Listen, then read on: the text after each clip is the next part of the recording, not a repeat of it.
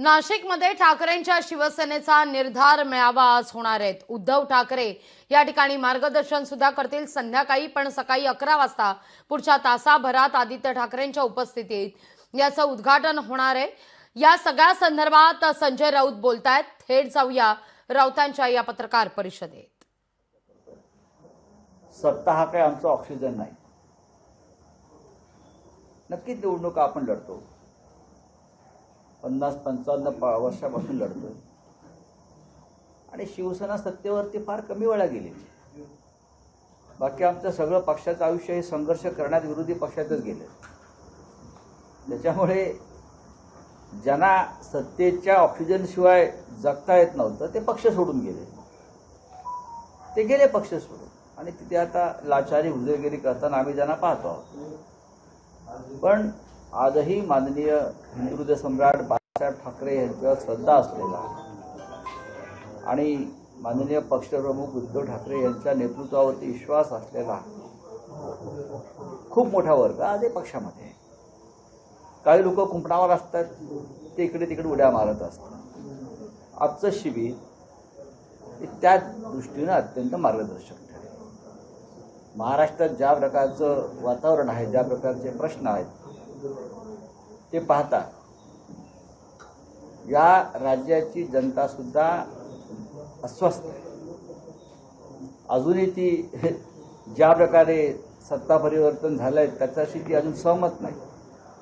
आम्हाला आमच्याबरोबर जनतेलाही घ्यायचं आहे आणि जनतेला बरोबर घेऊन आम्हाला काय करता येईल भविष्यात, कारण आता निवडणुका तर इतक्यात नाही आहेत।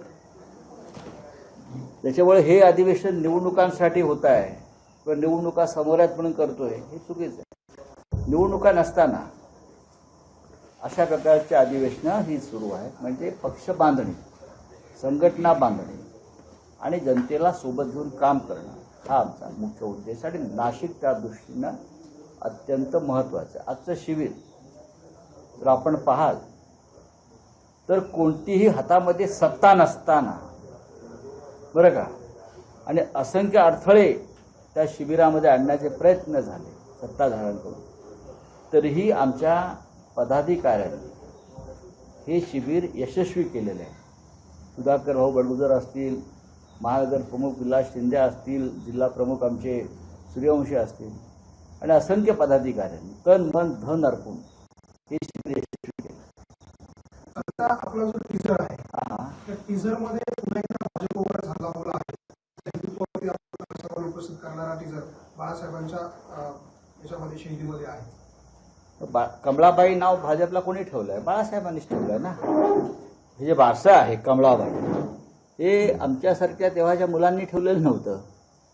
कमळाबाई म्हणजे आपल्याकडे पद्धत आहे कानात नाव सांगण्याची, माहिती आहे ना बारशाला। कोणतरी कोणाच्या आत्याबाई सांगते किंवा आत्याबाईच्या कानात कोणतरी सांगतं, तसं कमळाबाई नाव त्या पद्धतीनंच बाळासाहेबांनी जाहीर सभेत शिवतीर्थाच्या आणि चौपाटीवरच्या म्हटलेलं आहे। हे बाळासाहेब द्रष्टे होते, बाळासाहेब द्रष्टे होते। त्यांनी कमळाबाई हे नाव योग्य ठेवलं आणि शिवसेना प्रमुखाच्या तोंडून जर कमळाबाईचं नाव आलं तर कोणाला आक्षेप घेण्याचं कारण नाही, ते आहेच। आणि त्यात चुकीचं काय आहे? सगुणाबाई असते, सुगंधाबाई असते, तशी कमळाबाई आहे ना। या कार्यक्रमामध्ये अडथळे आणण्याचा प्रयत्न झाला, नेमकं काय अडथळे आजच्या कार्यक्रमात आणतात असं वाटतं? नाही, अनेक प्रकारे ज्याच्या हातात सत्ता आहे आणि जे आम्हाला घाबरतात, अजूनही शिवसेनेची दहशत आहे, भीती आहे। आज सुद्धा मला सांगितलं की दर्गे हटाव मोहीम सुरू केली आज या शहरामध्ये, दर्ग्यांवरती बुलडोझर फिरवणार। आजचाच दिवस निवडला, गोंधळ निर्माण व्हावा। आज या शिबिरावरचं लक्ष दुसरीकडे जावं म्हणून दर्ग्यांवरती बुलडोझर टाकायचा किंवा मशिदींवरती बुलडोझर मारायचा, हे कसलं लक्षण आहे? हिंमत असेल तर समोर येऊन लढा, आमची तयारी आहे। तुम्हाला वातावरण नासवायचं, वातावरण खराब करायचं आहे, पण ज्यांना देशच तोडायचा आहे त्यांनी दर्गे तोडले, याचं काय आश्चर्य वाटण्याचं कारण नाही। कारवाई नंतर करू शकत होते, 100% कारवाई नंतर करू शकत होते ना। पण आजचा दिवस निवडला कारण आज येथे माननीय उद्धव ठाकरे येत आहेत, आदित्य ठाकरे पोहोचलेले आहेत, शिवसेनेचे नेते आले, सगळे आमचे सहकारी आलेले आहेत, त्यानंतर शिवसैनिक इकडे पोहोचत आहेत. आज महत्त्वाचं इथे एक शिबिर आणि अधिवेशन होत आहे. त्यावेळी आजचा दिवस निवडला म्हणजे तुम्ही जळताय, जळू आहात तुम्ही आणि तुम्ही डरपोक आहात. तुम्हाला आमच्या अस्तित्वाची भीती वाटते, आमच्या सावलीची भीती वाटते, आमच्या शिवसेनेच्या, लक्षात घ्या. म्हणून तुम्हाला असे उद्योग नसती उठाठेव तुम्ही करताय. त्याच्यामुळे या शिबिरावरती काहीही परिणाम होणार नाही. शिबिर जोरात ग्रामीण भागातून मनोहर गार्डनला तिथे आपलं शिबिर आहे. मी सकाळीच मला आपल्या कार्यकर्त्यांनी अगदी व्यवस्थित शिबिर सुरू आहे. दर्ग्यावरती तुम्ही बुलडोजर टाका, मशिदी टाका, अजून काही करा, आमचे लोक विचलित होणार नाहीत. त्या दर्ग्याच्या कारवाई संबंधी ज्या वेळेला त्यावरती 15 दिवसाची नोटीस देखील बजावण्यात आली होती आणि ती नोटीस जी आहे ती मुदत रात्री संपलीत आणि त्यामुळे ही कारवाई सुरू असं सांगितलं. 15 दिवसापासूनच आजचा मुहूर्त काढला, हे माहिती आहे का तुम्हाला?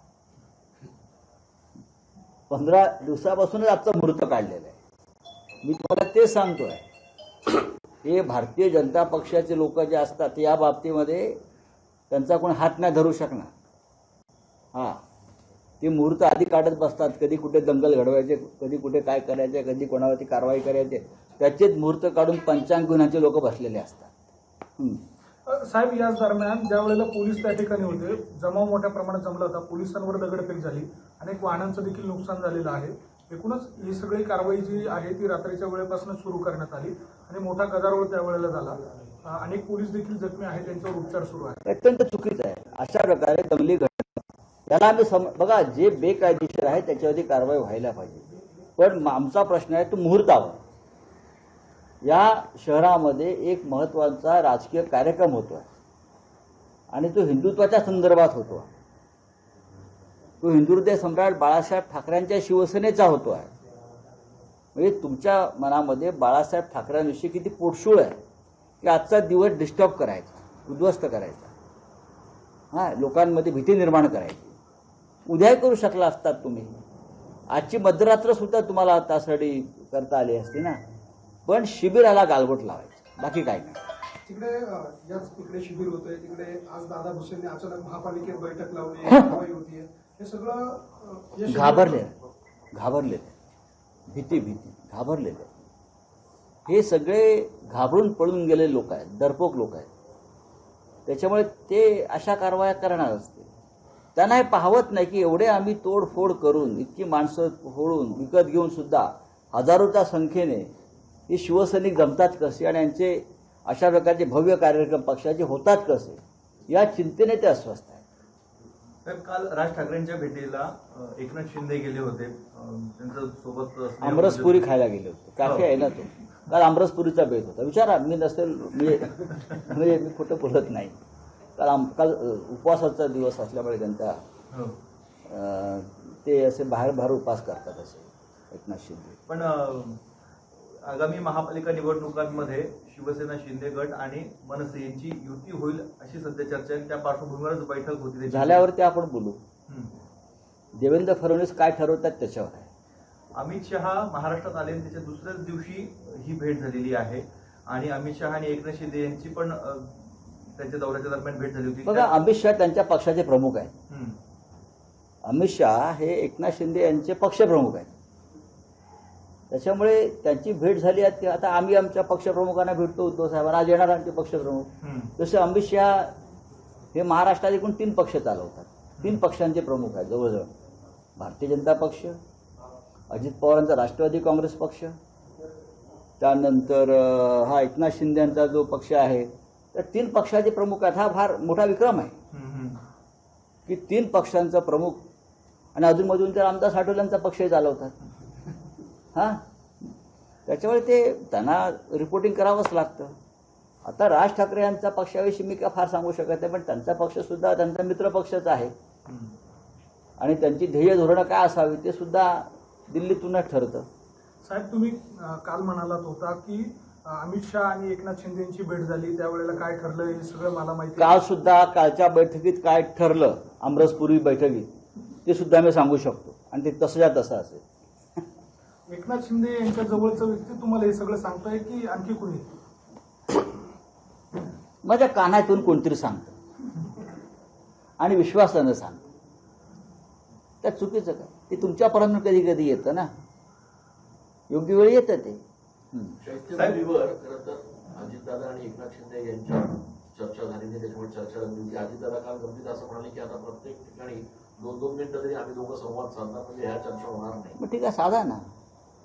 राजकारणात संवाद असायलाच पाहिजे. पण अजित पवार यांची तक्रार घेऊन अमित शहाकडे, म्हणजे त्यांच्या पक्षप्रमुखांकडे स्वतः एकनाथ शिंदे गेले होते, हे पण विसरता येत नाही.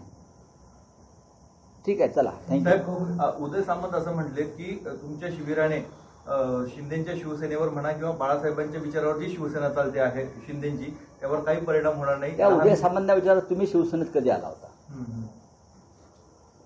उदय सामंत विचारा, तुम्ही जे बाळासाहेब शिवसेना करताय, तुम्ही किती पक्ष बदलून आलात आणि मूळ शिवसेनेमध्ये म्हणजे आमच्या कधी आला होतात आणि का आला होतात? फार मोठा उदात्त हेतूने आला होतात का? महाराष्ट्र घडवण्यासाठी वगैरे नाही ना. तुम्ही व्यापारी आहात, तुम्ही पैसे कमवायला आलात, सत्ता गेली, तुम्ही तिकडे गेलात उद्योग करायला, उद्योगमंत्री आहात तुम्ही. तेव्हा तुम्हाला शिवसेना, हिंदुराज सम्राट बाळा, तुम्हाला काय माहिती? तुम्ही शरद पवारांचे झाला नाहीत. ज्या पवारांनी तुम्हाला राजकीयदृष्ट्या घडवलं, तुम्ही आमचे काय होणार? त्यात उदय सामंत यांच्यासारख्या उद्योजक राजकारण्याने बाळासाहेब ठाकरेंवर न बोलले. वाल्मिक कराडचा एन्काउंटर करावा. ठीक आहे, झाला विषय.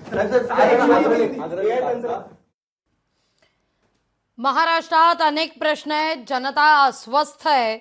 निवडणुका म्हणून आम्ही नाशिकमध्ये शिबिर घेत नाही असं संजय राऊत म्हणतात. पण कालच्या शिवतीर्थाच्या भेटीवर देखील संजय राऊत यांनी भाष्य केलेलं आहे. शिंदे आणि राज यांच्यात युती झाल्यावर उपमुख्यमंत्री एकनाथ शिंदे आणि राज ठाकरे यांचा मनसे पक्ष यात युती झाल्यावर बोलू, अर्थात युती संदर्भात फडणवीस ठरवतील हेही सांगायला राऊत विसरलेले नाहीयेत. लोकशाही मराठी ऐका, पहा, जागरूक रहा.